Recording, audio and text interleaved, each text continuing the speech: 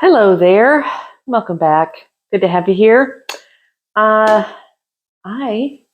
am back in the sewing room, the front room, and I'm working on a little project that I started a couple weeks ago after I did the last 3 little garments. Found the pattern online, decided which fabric of my stash I was going to use for it, printed the pattern, did the whole pattern dealio, and cut out the fabric. But then I was prepping for house guests and just a few other things and didn't get to the sewing part of it. So excuse the black and white photo because I had to get a different printer. We'll talk about that in a second. This is what I'm going to work on today.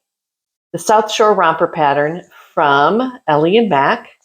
And I am doing it out of this print knit, one of the front bodice pieces that I've had in my stash for a while. I bought this to make a dress out of eons ago when I was working in retail and wore dresses a lot for work, and then never got it made, and it went in the stash and it stayed there. But I think it's going to be cute. Now the photo here is a short romper. I am with long sleeves. I am not making a short romper. I'm making a long romper with short sleeves. So the opposite of this photo. And I'm looking forward to it. Again,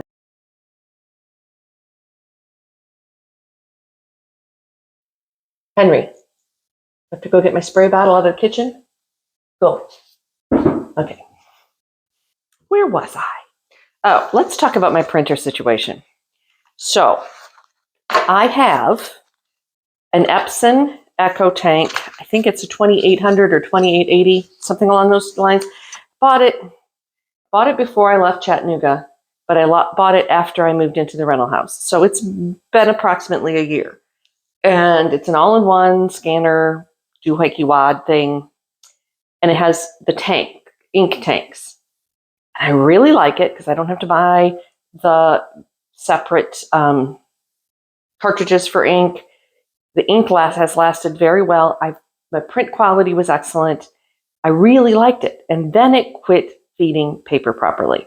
And I went through all the things, cleaning the rollers and all the stuff. And as I am wont to do, I tend to like to look at mechanical things and see if I can figure them out myself. Fairly mechanically minded. And I did that with that, and I figured out what the problem was, but I couldn't figure out how to fix it. Without getting too technical, and I don't have it in here, I still kept it. Long story short, I won't go into all the rigmarole, but I can't repair it. It can be repaired. I'm sure it can be. Just haven't bothered to see if I can send it back to Epson. I'm sure it's out of warranty because it's over a year old, but it's just out of warranty. And it's just frustrating because everything about it works except it just doesn't feed the paper properly. It either feeds 20 pages at once or doesn't start the feeding until halfway through, so only half a sheet gets printed. It's just blech. So I decided that I was fed up with expensive ink replacement for inkjet printers.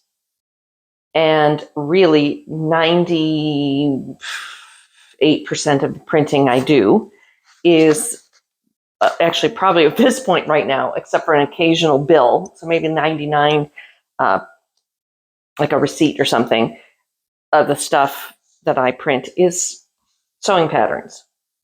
So I didn't really need color printing. So I got a Brother, it's over there, laser printer. Small, takes a very small footprint. It doesn't have the scanner and all the things. But if I need to scan something, I guess I can go plug the other one in and get it back on the Wi-Fi and do it that way. So I really like this new Brother. Prints really fast. The quality is good, but it's only black and white. So got its drawbacks. I'm still very frustrated with the Epson printer, and I don't know. That's all I'm going to say about that. So I have a new printer, so I can print patterns. The only problem comes in not all of the patterns that I have been downloading. Now, all the patterns from Ellie and Mac, which is one of the reasons I really like them, are the PDFs are formatted in such a way that they have layers. So you can, if you want to, you can print only the size that you want to print. And I like that. Not all of the patterns that I have bought in the past from StyleArc are like that. I believe they're moving more that direction. And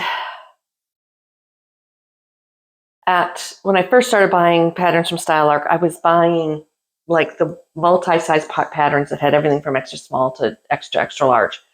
Now I realized when I buy a single size pattern, they give me the size up above it and the size below it. So you actually get 3 sizes. And typically, if I'm going to be scaling a pattern, like my bottom is bigger than my top or whatever, that's all you really need. Because I'm not sewing for other people. My daughters don't particularly sew where I'd have to, like, oh, I want to share this pattern or whatever with them and get a different size.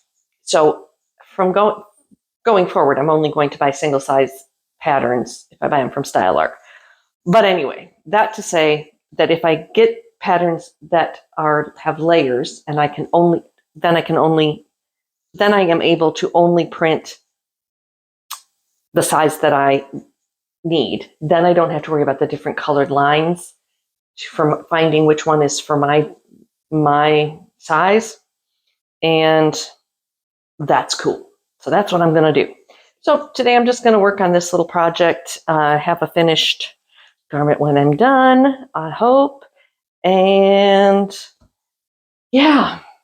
So what have y'all been up to?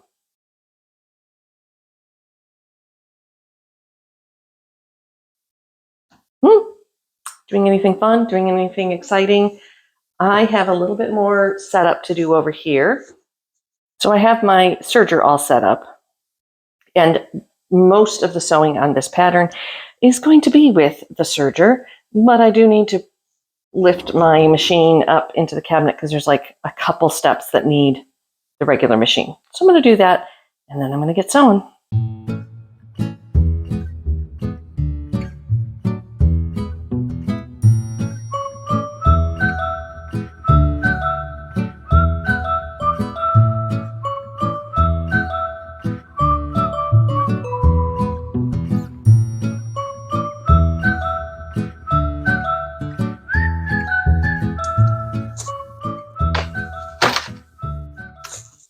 Okay, so here I am.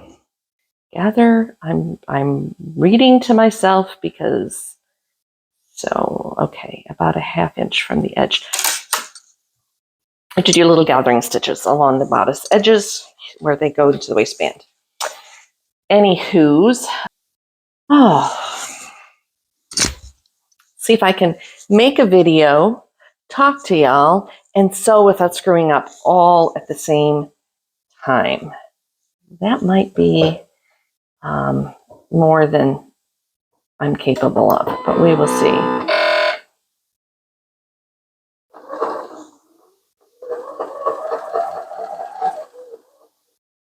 So some of the things that have been on my mind lately. I have a lot of things on my mind, kind of, lately. One of the things that's been on my mind for a minute, quite a minute, has been my channel, and I've talked a little bit about it here and there. I want to rebrand and rename my channel. When I started my channel like 2 or 3 years ago, it was going to be the intent behind it was going to be to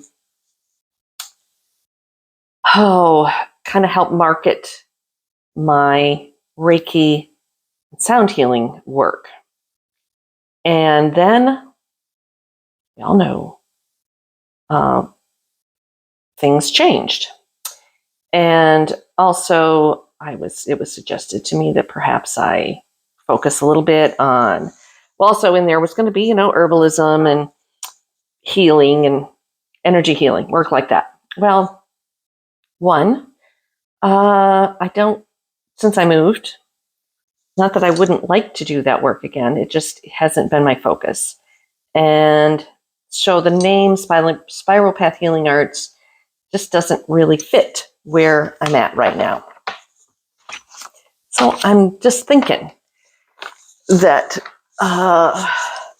what do I want to do? You know, where do I want to go? I mean, I've already gone, but now let's make the label match the contents. So it's kind of like, you ever see sometimes at like stores or whatever, like they have, I haven't seen this in a long time, but I remember this back in the day, back when generic stuff came out. But there would be, like, discount grocery stores would have, you could just get canned food, but it was, the labels had fallen off, so you didn't know what you were getting. So it was like, a couple, I don't even remember what the cost was. But so you grab a can of something off the shelf and you think you're getting tomato soup. You get it home and you open it and it's green beans. That's kind of what I feel like my channel has been. Like, you think you're getting tomato soup and I'm giving you green beans, just mainly because of the branding and the name. Although the spiral path part of things still fits, because this is part of my spiral path. And every day I find myself circling back on my spiral path to something from decades ago or days ago or years ago or whatever it might be. Some lesson that I learned or thought I learned, and then something has happened that has spiraled me back around and I have to learn the next level of it. Only occasionally, I must say, and I'm happy about this, has it spiraled backwards and I had to relearn something or kind of went backwards on my path. But mostly I'm moving up the spiral and that feels good. So I like that part of it, but it's still green beans versus tomato soup to me on occasion. So I've been thinking about names for my channel, renaming my channel. One idea has been, again, this is part of my spiral path. It's not been quite a decade ago, about 15 years ago, 2008, 2009. And actually prior to that, when blogs, craft blogs, sewing blogs, knitting blogs were all the thing, before we really had, like 2009, 2008 is about when the rest of the world that weren't college students discovered Facebook, and Twitter was just starting, all the social medias. So this was right at that cusp of where social media was kind of taking things over from old forums and listservs and blogs.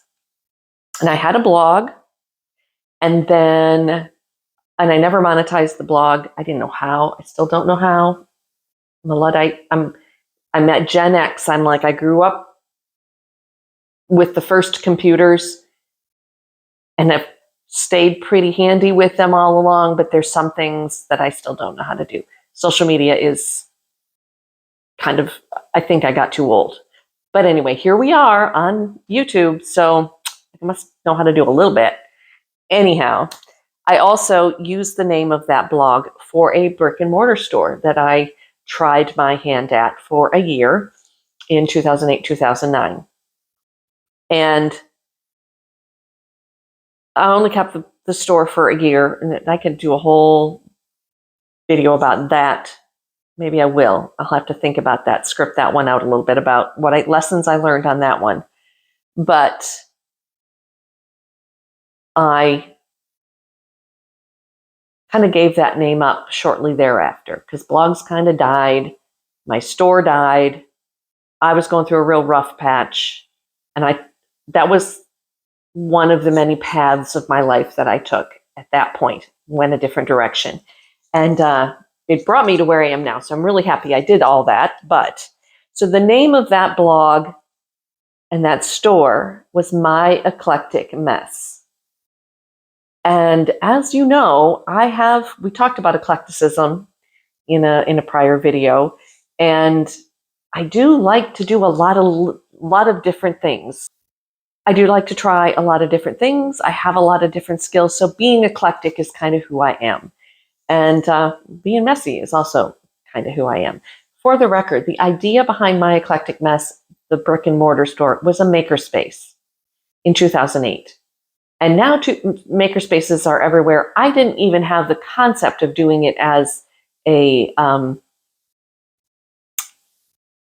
nonprofit and getting the library involved, or getting, like a girls club, boys club kind of thing involved. I just had this idea that people wanted to know how to do certain things, but the investment in the materials and the tools and things kept a lot of people from trying them. So I would have a space where those things would be available and people could come and just buy like a kit and try needle felting or sewing or different things. And it kind of, after I opened, I kind of had to narrow my niche. And I had a whole room for sewing, and I offered sewing classes. And I did project classes where you could come for Father's Day and make your dad a tie. You could come and learn to make pajama pants or aprons, or basic sewing things. Or you could pay me per the hour to come in with your project and help you with your project. And that could be a lot of different things. And then there was another room where if you wanted to come and make a mess, if you wanted to do paper mache, or I even had resin back then and nobody bought it. I ended up giving away all of the resin stuff that I bought because nobody knew what to do with it. Now resin is everywhere. So I'm not going to say that I'm a little bit ahead of my time, but I was a little bit ahead of my time. Anyhow, so that is one idea, to go back to My Eclectic Mess. It fits me. It was mine. It's been my name. I think I still own the domain name for it. And that's one idea. Then I've had other ideas about just calling it Beth and Nellie. Beth and Nellie. Or a crone alone. Because I'm a crone and I live alone. And a lot of what I kind of want to start focusing on a little bit more is talking about, women of a certain age who find themselves alone because their children have grown, are divorced, widowed, whatever it might be, and how you can find joy in that.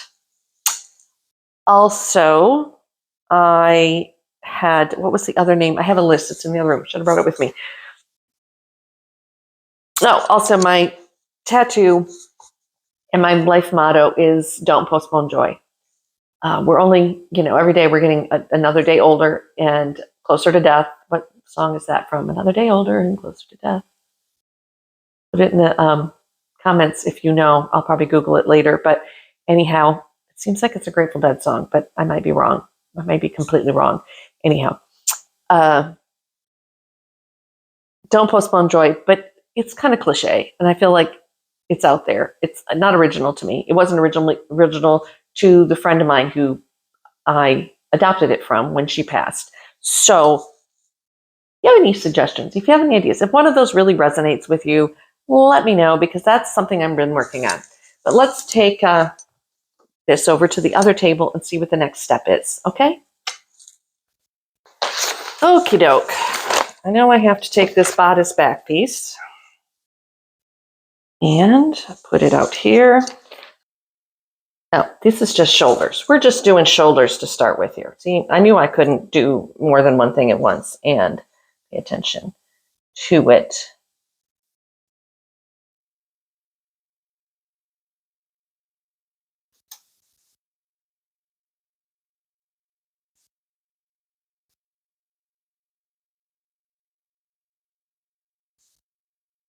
Okay.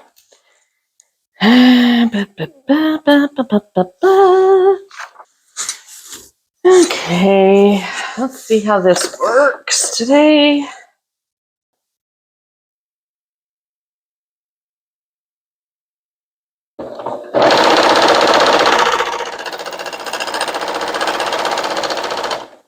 There's my iron getting hot over there.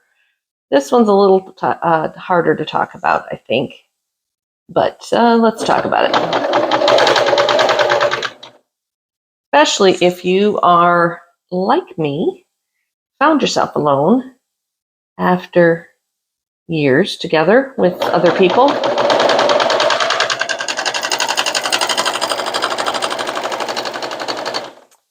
Let's talk about loneliness.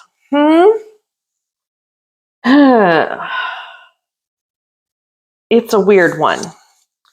I never thought I would find myself lonely. I have, maybe it's being Gen X. Maybe it's being the baby of the family with a considerable age difference between me and my older siblings. I don't know why I've never had a problem really. I've spent a lot of time alone and have never really, well, I can't say never. I do remember as a kid, because I felt very isolated as a kid, because where I lived and just, stuff and things, I did spend a lot of time alone, which got me used to being alone. But I do remember a lot of FOMO, especially as like a teenager and a pre-teenager, of wanting to be around other people, feeling like I was missing out. And but I also remember in college being overwhelmed with roommates and dorms, living in the dorms and all that stuff. All those people around all the time, because I just wasn't used to that. And for the last year, it's been about a year. Yeah, it's been 2 years. When the heck? When is it? So it's been pretty much almost 2 years since I moved out of my marital house and became, started living alone. And I loved it. And I still love it. However, I don't know where I'm going exactly with this, other than now it's been 2 years that I've been alone. And for the most part, it's been pretty good. And I haven't had a lot of loneliness or FOMO or anything like that. I've also been very fortunate when I was still in Chattanooga to have a lot of very good friends. I have a lot of good online friends. And since moving here to Selma, I have made a number of very good friends that have been, really good for my mental health and to keep me involved and get out in the community and things like that. So that's been good. And I do love, I hate to say it, this is going to sound awful, but oops, I got to do that there. See, trying to do two things at once. I'm just going to screw it up. It's not that kind of loneliness, because that's one thing about being alone and having complete control over your time, my time, that I'm not, if I don't feel like it, I don't have to do it, Like sometimes when you're in a relationship, and that relationship isn't just the marital relationship, it's also like your kids and things like that, where you've got to go to a school event or chaperone a thing, or I don't know, whatever. But also, your spouse wants to go out for dinner and you don't feel like it, but you want to be, a team player, if they will. So when you're alone, like I am now, if there's an event going on that I have been invited to, or I know about, I can decide, do I feel like going to that today or do I not? That's a wonderful feeling. And the friends that I have made here also understand that sometimes you want to do things with a bunch of people and sometimes you don't. And they're all, we're all grown-ups, basically. We're not a bunch of teenagers that, well, if you didn't come to my thing, then you must not like me anymore. Not that. That doesn't happen anymore. So, okay. That kind of loneliness, being left out, like that I experienced as a teenager back in the day, growing up on the farm, I don't experience that so much anymore, because I have control of my time and I can come and go. And I like being alone. I really do. Also, a lot of my marriage I spent alone, which was good and bad. I got very used to it. So it wasn't like it was just our normal, right? That was good, but I also got used to having the bedroom to myself and sleeping, without another person in the room. And so when that person was back in the room, wiggling the bed and making noise and snoring and all that stuff, I didn't like that so much. So I really like being alone. If I ever get in another relationship, at the very least, we're having separate rooms. And actually, ideally, we'll have separate houses. So don't come at me if you want to live with me, because that ain't happening. So anyway, again, I've gone on a tangent. But the kind of loneliness that I think a lot of people in my situation maybe struggle with a little bit more is more, is emotional intimacy, not physical. Well, some of you might, wish you had more physical intimacy. I'm going to say I don't really care.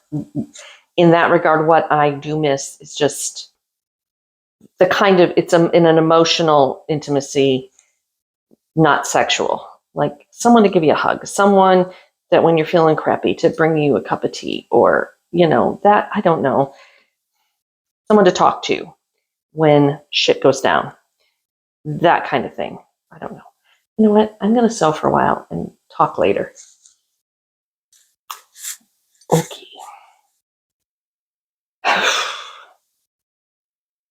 The neckband on. That was something I could not do and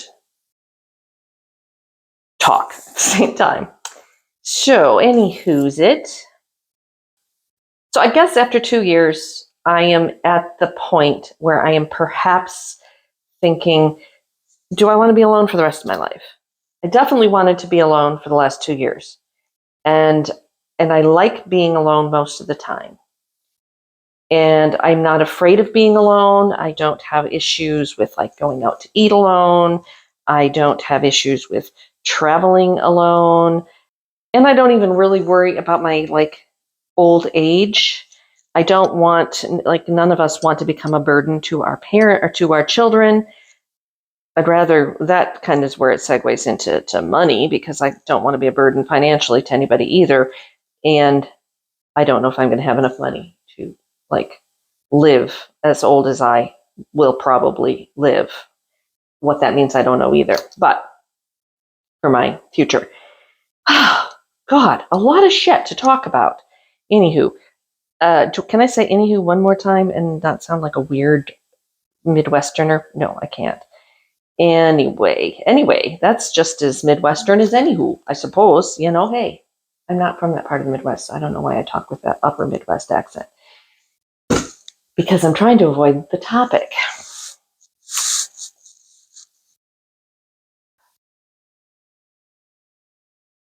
So, bottom line,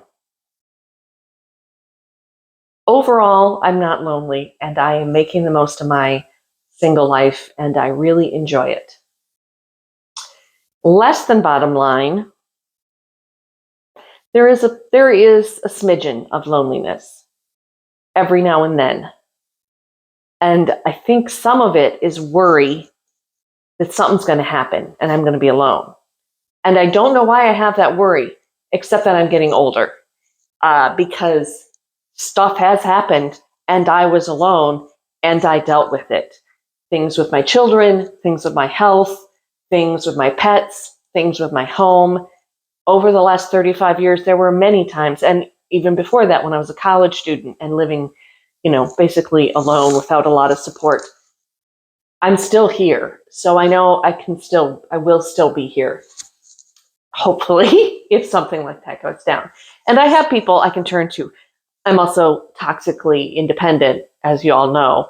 So turning to people is a little difficult. It was even difficult turning to my husband at the time when I needed help, asking for that help.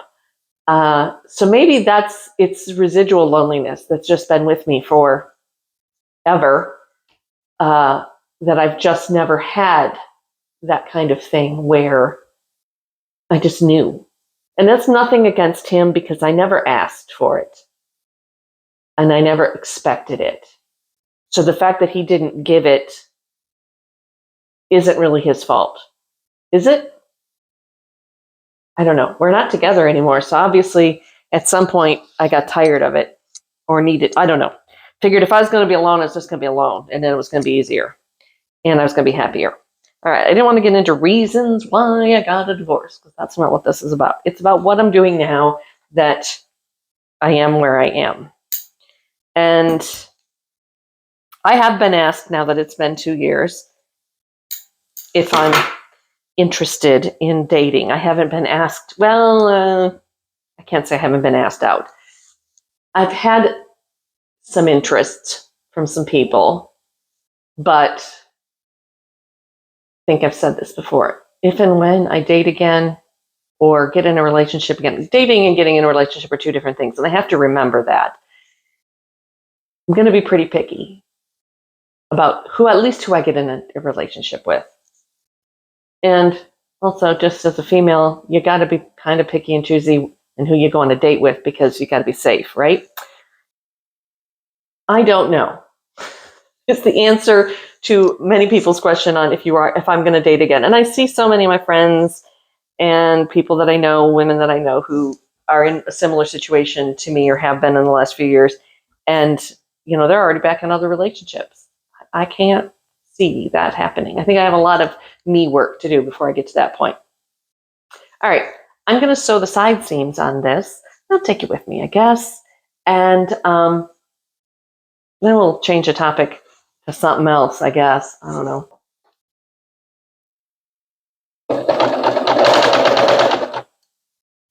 Keep forgetting to get my other pin cushion out. Pin holder. Cushion.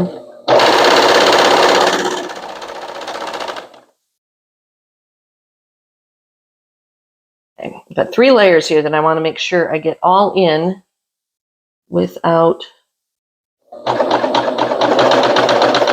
missing a layer and hitting a pin. What I need to get at some point are those cool little fabric clips. I don't know why I've never gotten them, because everybody I know that has them raves about them. And I should get them. Okay, I think all 3 layers there are caught. That's cool. Let's do this side. Start at the 3-layer part on this one. See how it goes, y'all.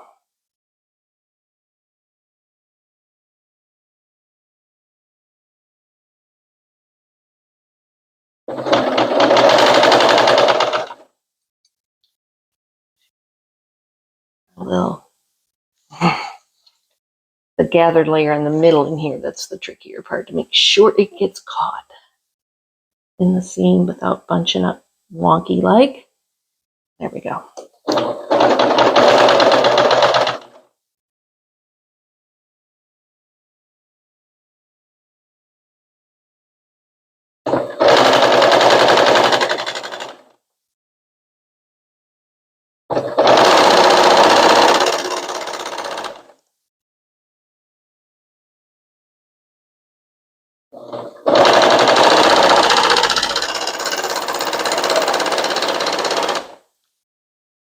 Okie dokie. How did we do? I think. Okay, that part done. Let's go see what the next part is. Probably sleeves. I was right. It's sleeves, although I only grabbed one of them. Hold on. Okay. These I'm not going to pin. It's just the side of the underarm of the sleeve.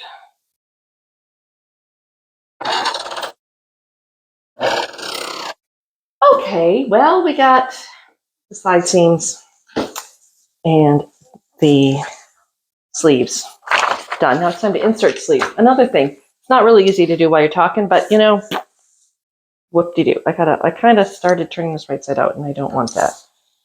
Oh my Lord.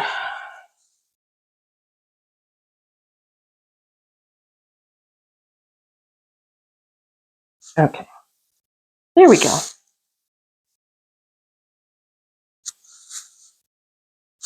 That's the bodice. I didn't really press the neckband issue, but I will in a minute.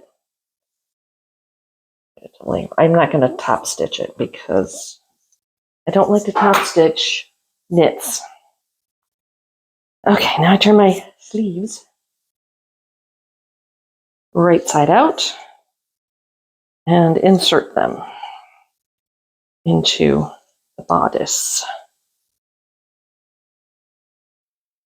So what other difficult conversations or topics can we discuss today while I sew? How about money? Yeah, let's get to politics and religion before the day's over and just,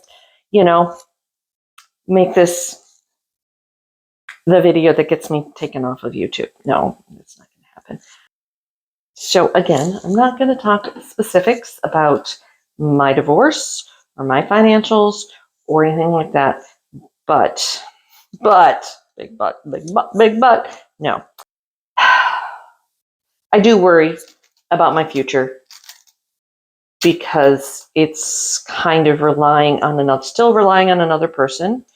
And it's also relying on our very fickle financial economy, the American economy, the global economy. And at this juncture, I don't have a lot of faith in it. So I have enough month to month to live on if I live fairly frugally. At this point in time, I do not have any secondary income that isn't from my support payments. Don't like that.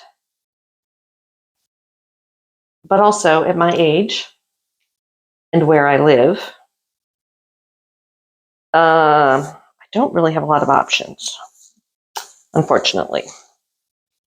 And because I was a stay-at-home mom, and then I worked part-time retail jobs, things like that, the last couple decades, I just don't have the resume to get me a job that I could really physically do regularly, I think. I mean, but I have a lot of soft skills, and I have a lot of hard skills. But people don't pay for the skills that I have.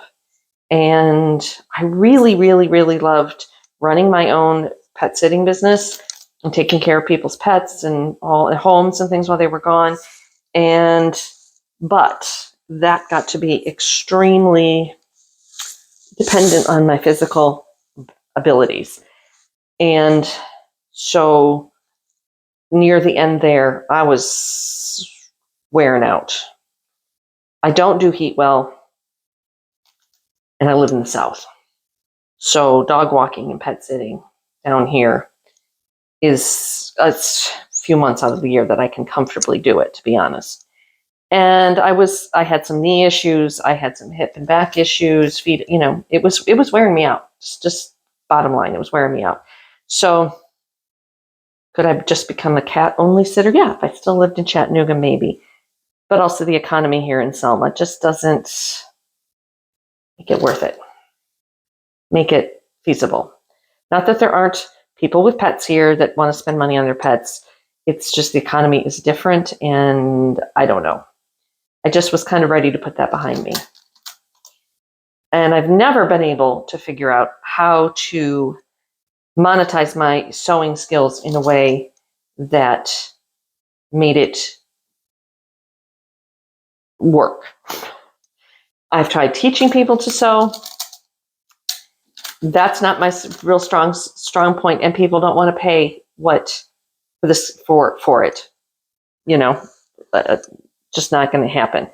And at scale, at a scale that's feasible, that works for me, works a living wage. And I have tried making things and selling the things I make. But again, what people want to pay for handcrafted items is not a living wage, and it doesn't cover and the market is saturated with a lot of, I hate to sound gatekeeping, but people who are just getting into it or are doing it for a hobby and just want to cover the cost of their materials. And again, I don't pay the bills. Or you get stuck doing the kind of sewing and work that doesn't bring you joy. I don't know. So I've struggled with that. And the only reason, the main reason, I'm going to sit down and talk to you about this one, because this might get into a little bit of politics. Not really, but maybe for some of you, you might have the answer, and it might be a political answer. But the main reason I need to find income this year is because of my health care.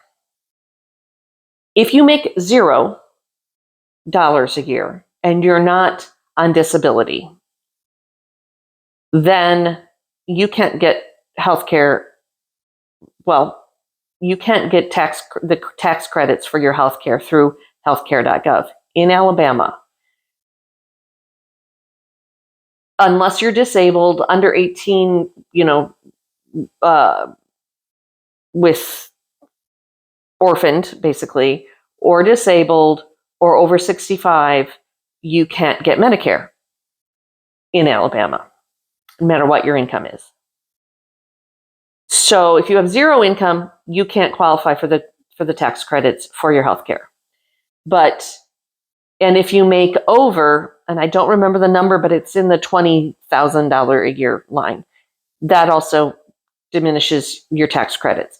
So in order to get free or almost free healthcare through healthcare.gov, to get the tax credits, I have to make about $12,500 or somewhere in that neighborhood to less than $20,000. Again, I can't remember the numbers right now off the top of my head. And if I don't, I have to pay the government back for what my health care costs. And when I got my health care for 2023, the monthly costs for any kind of plan that any doctor here anywhere within an hour of me would take were about $850 a month for the least expensive but best coverage plan that I could find. I don't have $850 a month.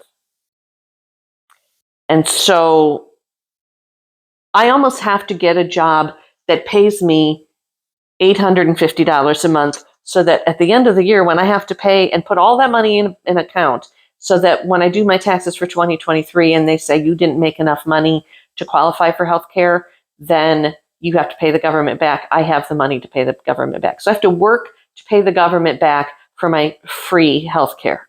Does that make any sense? Doesn't make sense to me. And they don't include your spousal support as your income.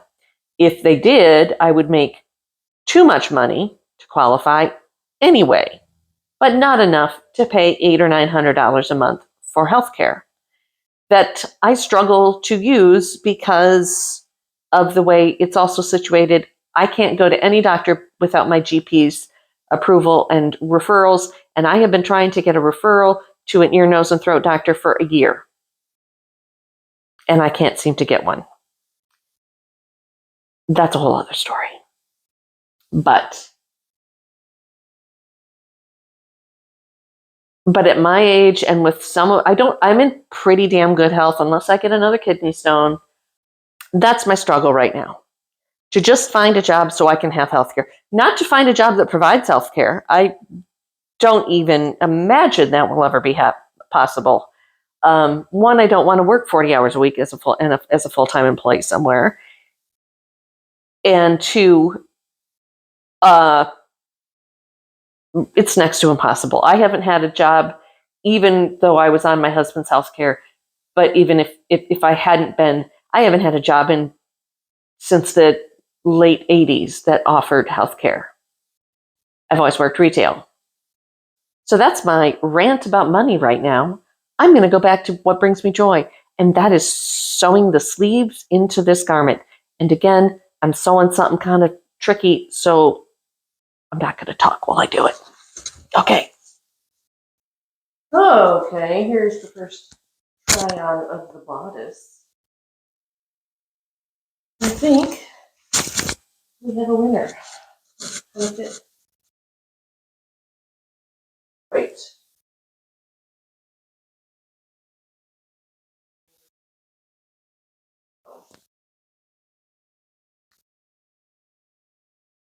Always with these cross wrap or faux wrap necklines, I always have an issue with them flapping a little bit. But the way this one is written, the way I sized it, and the fabric that I choice that I made, it works. So now I get to the bottom half, and then you connect them, and then I have a little, they don't call it a jumpsuit. They call it a romper. I feel like a 56-year-old woman. But, and my microwave phone is way down here, and that probably sucked sound-wise. I apologize. Almost as bad as it does lighting-wise with all these lights behind me. All right, let's do something else. All right, time to put on pockets and sew the bottom half of this garment. Break that over there. And ladies, we all know how much we love a garment with pockets. Am I right? I'm right. I know I'm right. Oh my God, too many pieces everywhere. And I just lost the pocket pieces. There they are. All right, so I have the bottom half assembled. And now it's time to make the bottom half fit into the top half. So while I'm doing this, let's continue to talk a little bit about budgets and money. Because that's always fun to talk about, right? It's always comfortable to talk about, especially with strangers. And yeah. So for all intents and purposes, at this point in my life, I am on what one would call a fixed income. And I probably will be for the rest of my life, because once my support payments run out, which they will when I hit retirement age, then I will have to live on Social Security. And, you know, I'm a Gen Xer, so do I trust that I will have any form of Social Security available to me when I retire? Who knows? Who knows? But that's neither here nor there, I guess. Again, we're not going to bring politics into it. So I live on a fixed income. I was fortunate enough by the choices that I made. So it wasn't all luck. It was also a matter of, you may say, well, if you want better health care, move to a blue state. Don't live in the South. Don't live in Alabama. Go somewhere that you can, get health care. Yeah, great. The problem is that those states, the cost of living is so high that I couldn't live on the fixed income that I'm on. Trust me, I looked. I wanted to. I really, really did. So I'm trying to make the money I have last as long as it can. And, wow, I just want to do this.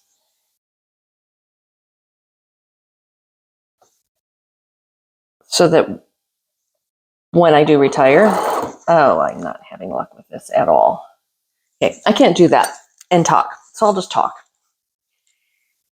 So anyway, I have a fixed income. I was fortunate enough because of where I chose to buy a house and the market that we sold our house in, to be able to buy this house outright. So I don't have rent or mortgage payments. That's probably what's saving me right now. Doesn't mean I'm living rent free, because as anyone who owns a house knows, there's always ongoing expenses, and an old house even more so. And that's also why I've kind of had to put once I got the exterior painted, because that had to be done in order to preserve the house. I have come to a standstill on improvements on the house. And most of what's left, except for the bathrooms and the back bedroom, are the two big ones that are going to cost more money and take more time because they're actual renovations or restorations or whatever you would call them. Everything else is pretty much cosmetic. Painting this room, painting the hallway, and even the bathroom and bedroom, that's mostly cosmetic except for the bathroom needs to be gutted and redone. Kitchen needs to be painted. But there are other things that this house needs that I have to wait, and I don't know when that's going to happen, how I'm going to finance that. Things like I really need storm windows on these windows. That'll help my energy efficiency. It'll help preserve my old windows, etc. On the note of energy efficiency, it would be great to add another layer of insulation to my attic. Again, that will help my monthly bills, probably pay for itself eventually. And then there's landscaping. And again, that is a superfluous, no, is that the word I want? I don't know. It's a non-essential. So I'm not working on that right away. Although landscape/gardening will help me with my self-sufficiency if I get a garden and I can grow my own food. But that's probably not happening. I know that's not happening this year. And eventually will probably help to pay for itself once it's established. But getting it going, buying the topsoil and the mulch and the plants and all the things are going to be, it's budget that I don't have.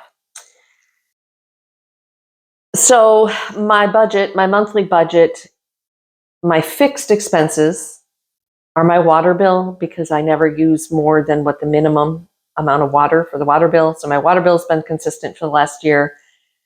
Insurance, car insurance, house insurance, those health insurance, dental insurance, those are all the same every month. I no longer have a car payment. I used some of my money from selling the house to pay off my car last year. So I don't have a car payment. Internet bill, cell phone bill. What else do I have? Those are all pretty much the same every month. And the two that are the most volatile are my heat and electric, my gas and my electric bill, heat and air. Basically, I don't use a lot of electricity other than, the bare minimum, but heating and cooling this house in Alabama weather has proven to be a challenge.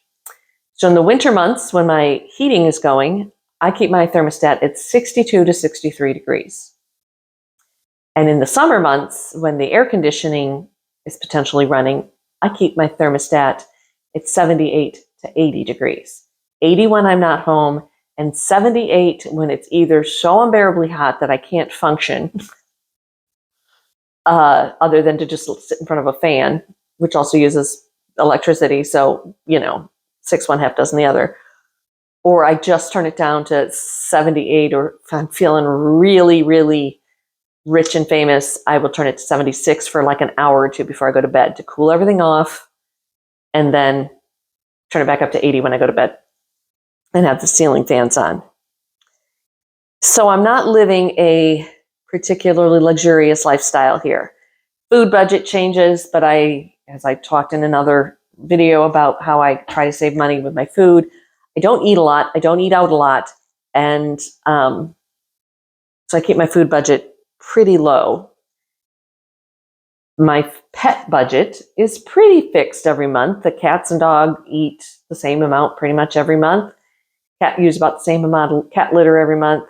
And I do set aside money every month in the saving that I take out of savings. That is also a fixed expense that I put into savings for emergencies. That's to pay my taxes, my property taxes, my income taxes if I have to pay any, and I usually do. I've had to in the last 2 years because I was self-employed and didn't withhold from myself or didn't, pay ahead quarterly. Property taxes, and an emergency fund for myself for medical emergencies and for my animals for emergencies. I have an almost 14-year-old dog. Knock on wood, things have been good with him for the last year. He had one emergency issue, but it wasn't too expensive. But the potential is there when you have a dog that old. So, there's going to be some end-of-life expenses for him sometime in the next few years. How I also budget my money and manage my money is everything that I possibly can put on my credit card, I do. But I do not carry a balance month to month. I pay it off every month. And then when I have something that I either need to or want to get that's a little extra, like saws and tools or a new printer, because I have used a cashback credit card for everything else, all my utility bills, every grocery, gas, shopping, anything I do. I even drive through Coca-Colas and French fries. I put on that same credit card so that every month I am earning cash back. And when it's time to buy a bigger ticket item, then I use that. So that new printer, I think, cost me $20 out of pocket because I used my points for everything else. I also use those if I need to travel, to buy plane tickets to visit my daughter or anything like that. Vacations, I don't know when I'm going to take a vacation to visit family this year. But again, it will not be a cruise or a European trip or something like that. That's just not in my cards right now.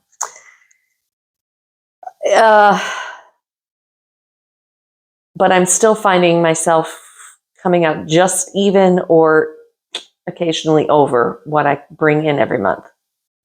So there's not a whole lot of, again, what goes into my savings is I consider it a fixed expense. So there is money going into savings, but it's not a lot. It's 10% of what I bring in, which isn't much at all. It's basically what my car payment used to be. So that's the truth of that. That's how living single is. And maybe I could have negotiated a better deal in my divorce agreement when I divorced to get more money per month. Probably. I probably could have paid a high-powered lawyer to do that. It just didn't feel right to me at the time. And just moving on with my life and seeing how I could live at this level as a challenge just seemed more what I wanted to do. Call me crazy. All right, maybe that is, but so the stereotype of a high-flying divorcee is not the life I am living. I'm not struggling. I'm getting by just fine. This is not a woe is me or a begging for money type of thing at all. That's not the situation. Just being upfront and straightforward, because I think people are interested in how other people live and being honest and straightforward with that kind of thing. And maybe and a little bit of an explanation of why I live the way I live, why I do what I do. Like, Beth, hire somebody to mow your lawn, hire somebody to do this. Why don't you do this? Or why don't you do, it's because I have to be mindful of all that. And so that's that. I'm going to see if I can get this to sew right.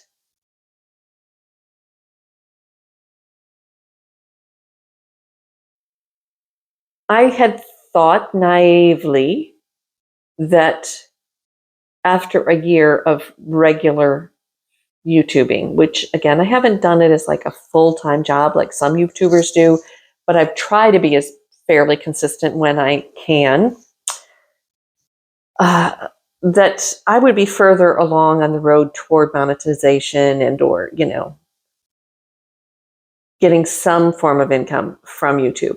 What I didn't want to do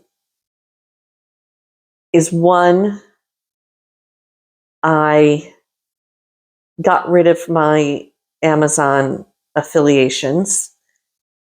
One, because I wasn't doing enough. Amazon was like, don't have enough followers, you're not getting enough clicks, you're not bringing enough people in, so they were going to drop me anyway, which I was fine with. But that kind of sponsorship or affiliation, that's really, never say never, because if it's a product that I do believe in, want to support, I wouldn't have a problem doing an affiliate link or an affiliation, a sponsored video here and there for something that I really truly believe in. But if you watch a lot of YouTube or listen to a lot of podcasts, you will hear the same ads from the same companies over and over and over again, because they're the ones, and I can't believe that, and I'm not going to name any names, but certain brands that do advertise using YouTubers, it just doesn't feel very genuine. And I always want to be genuine. The other, I have gone back and forth about getting a Buy Me a Coffee or a Patreon account, and I'm still torn. And I just don't know how I feel about that. On one hand, I think, well, I am providing entertainment. If you're finding this entertaining and you're coming back and you're subscribing and things like that, and you got $1 or $2 a month, you want to, toss in the kitty to help pay my insurance bill, that would be very appreciated and great. But then there are some YouTubers that they start that kind of thing and they take off, and I don't want it to sound like a grift or a beg. I am not going to ask for £500,000 to rebuild my chapel. And if you know what I'm talking about, you know what I'm talking about. I just think it brings another level to it that I don't know. And maybe it's just a level of imposter syndrome that I'm suffering from, that I don't think that I'm worth asking for support. So I don't know. I don't know how I feel about that. I mean, right now, yeah, I don't know. I would rather just get to the point where I have my 1,000+ subscribers and 4,000 watch hours and just get paid from the analytics of YouTube. And I'm not even 100% sure how all of that works, but I do know that I only have 300 subscribers, and I appreciate every single one of you. And that's when I started and I had 20 subscribers. To get 100 subscribers seemed like a really big hurdle, and every 100 since then has been a big hurdle, and another 700 plus seems unheard of, impossible at this point. I didn't think it was going to be impossible when I started, because I saw other YouTubers that had started about the same time I did, and they monetized within 6 months or whatever. They're probably much more consistent, had much more of a niche market than I did. Oh, and a lot of them were friends of friends. The Friends of Oprah syndrome is what I call it. Like, there's a lot of people, Dr. Oz, Dr. Phil, Gail, all those people who got their start because they were on Oprah, they were friends of Oprah, and now they're also huge. There are other YouTubers who are friends with already successful YouTubers who happen to mention their channel or feature them on their channel, and their channel now has tons of subscribers because the subscribers from the big channel went to them because they were friends of them. I don't have any friends that are huge YouTubers, and so I'm not getting mentioned on any other channels, and that's perfectly fine. Maybe someday someone will find me and it'll bloom, and that'll have its own set of issues and problems. So I rather have honest organic growth, and that's what I have, but it might take me another 3 years to get there if I continue. And there are days that I think, well, why do I want to make a YouTube channel or video today just to make one because somebody's expecting something? And that also goes to the Patreon thing. Your Patreon, then you have patrons that expect and deserve and are asking for extra material content. And sometimes I struggle just with my general content. So to know what behind the scenes stuff I could do for patrons or extra stuff I could do for patrons, I don't know. If you know how to do that and make it work and don't mind sharing your knowledge with me, I will.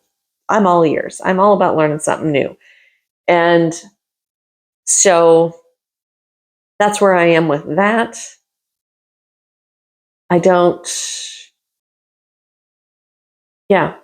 don't know. I don't know how I feel about all of that. I know how I feel. I just don't know how to express it because it's not a better way of putting that. Well, I didn't expect to be sitting in the dark. I guess I need to go find a book and or move over to the window and spin yarn, which I haven't done in weeks and weeks and weeks. Or something until my power comes back on so I can finish this outfit. So my power came back on and I finished, minus hems, I finished the garment because I just wanted to get it done. So here it is. Here's the big reveal. Let's see what we got. Let's see how far back I can put y'all and have you still see me without like seeing a bunch of background stuff. You can't. Okay, it's gotta go lower maybe. I'll put you over here on the sewing machine.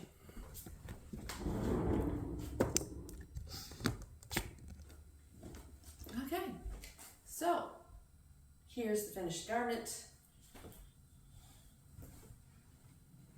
I adore this pattern. It is going to be my go-to pattern because I can make it sleeveless. I can make it short sleeve, 3/4 length sleeves, these long bell sleeves, which would be fun in the right fabric. I could make shorts. I don't really wear shorts. A short romper just really doesn't feel like a me thing. But I could also take the bodice and just put a skirt on the bodice and make a dress. And it would go together super fast. I love it. It has pockets. It fits perfect. Absolutely perfect. So that was my project today. Okay, so power's back on. Garment is basically finished. Last thing I have to do is convert the serger over to cover stitch and do the hems on the arms, the sleeves, and the hem, the bottom hem. So let's wrap this video up. It's going to be a fun one to edit. Let's just say that. Okay, so I feel like I was all over the place today. It's a very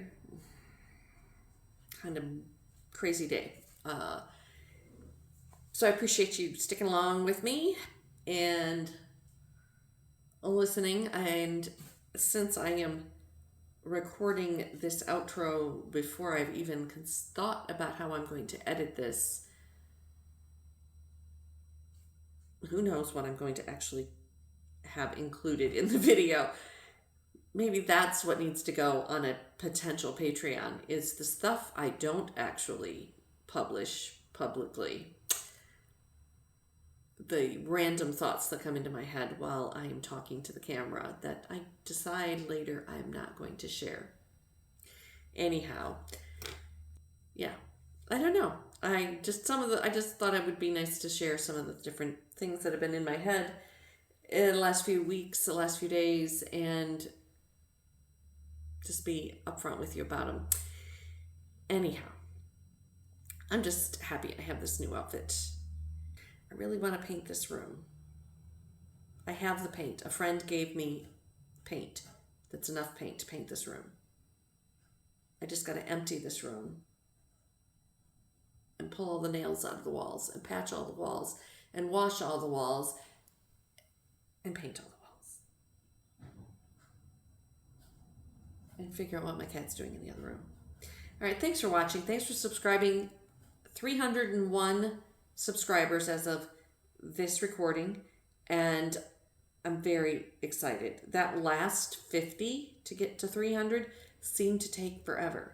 So now that you're here, thank you. Oh, and my last couple videos have been getting quite a few more views than normal, which I also appreciate. I'm going to just a little shout out thank you to the YouTube algorithms, because that has to be what it is. Because it did say like 33% came from suggested videos. So you're just coming here from other videos. You're probably coming here from other sound healers.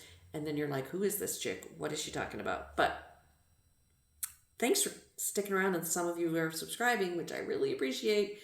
And watch for a potential name change. And if you have a suggestion or a favorite of the ones I mentioned or anything like that, let me know. Because I haven't decided.